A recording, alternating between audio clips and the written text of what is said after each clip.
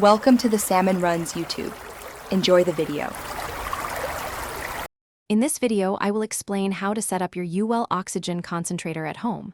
First, carefully unpack your device and place it on a stable, flat surface, ensuring at least 4 inches of clear space around all sides for proper airflow.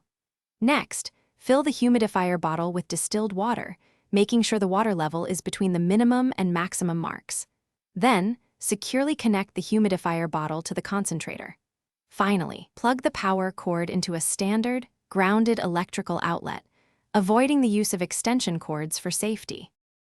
Now, let's get your concentrator running. Begin by pressing the main power button to turn the unit on.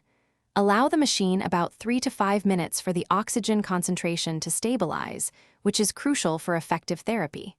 Once stable, carefully adjust the flow meter knob to your doctor's prescribed oxygen flow rate, typically between 1 and 5 liters per minute. Lastly, connect your nasal cannula to the humidifier's oxygen outlet and place it comfortably on your face, ensuring a secure fit.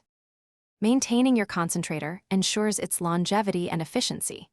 Clean the air inlet filters at least twice a month by washing them in warm, soapy water and allowing them to dry completely before reinstallation. The humidifier bottle should be cleaned daily with warm, soapy water and rinsed thoroughly.